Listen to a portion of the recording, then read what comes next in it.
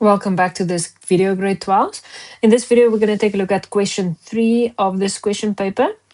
It tells us that the marks as whole percentages, just meaning no decimals, of 15 learners for the grade 11 November exams are represented in the scatter plot below. So we can see that we are working with paper 2 here on the y-axis, and then paper 1's mark is on the x-axis.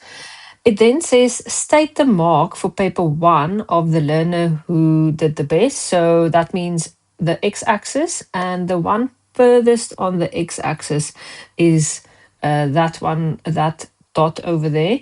So if we take it all the way down, that is about here, and then each jump is 2 marks. So that means this person got 96%. The next one says state the lowest mark for paper 2. So that would be the lowest on the y-axis. This looks like this one. And then if we bring that down, it lies between 38 and 40, which means that this person got 39%. Then it says the line of best fit has an equation of the following.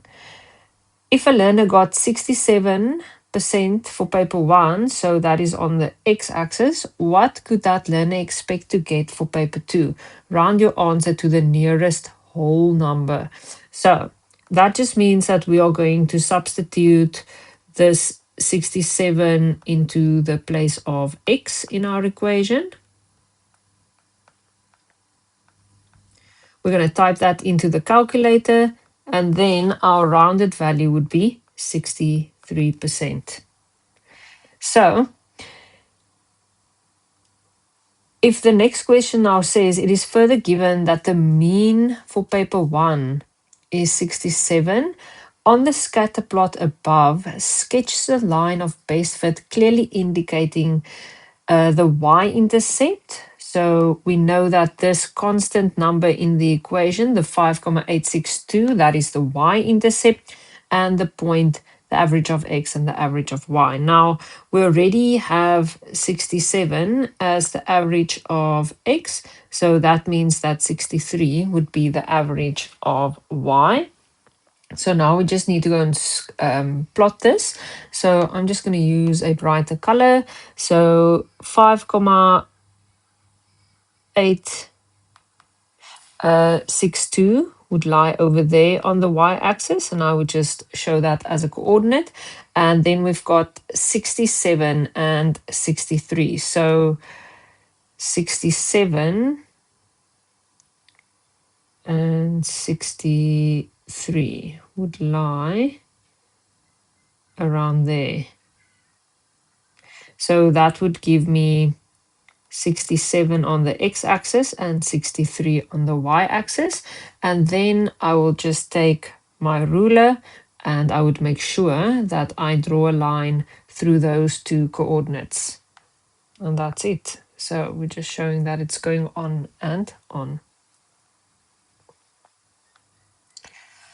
In the next question, it says, a survey of 140 people was done to see how many WhatsApp messages they sent in a day. Complete the table. And then we got to draw the ogive below.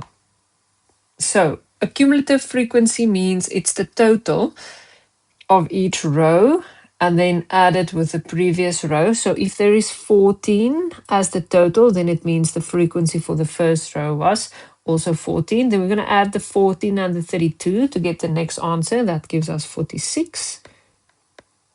And then we're going to add that and the 54, and then that's going to give us 100. We're going to add that and the 27. And then we're just going to work backwards. So instead of adding, we're going to say 140 minus the 127, and then that leaves us with 13 for the last interval class. Then for our ogive, we will use the ends of the interval classes as the x value, and then the cumulative frequencies would be the y values. So if we start, then we're going to just write them all out. I like to do this. It's just a bit easier when I move down to my ogive.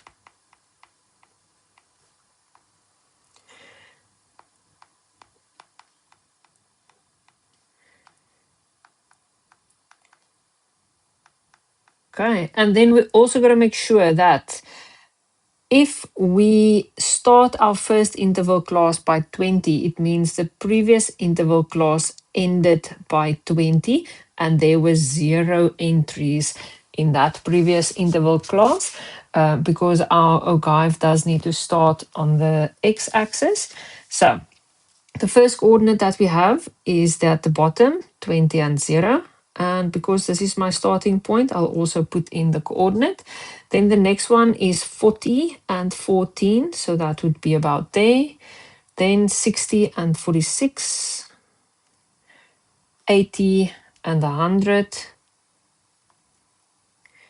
and then 100 and 127, and then the last one, 120 and 140.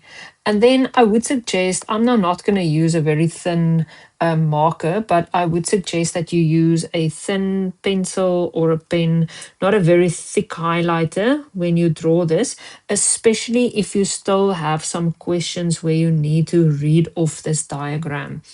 So I'm just going to make it curve upwards. And then I'm also going to put in my end coordinate, 120 and 140. And then that's it for this question.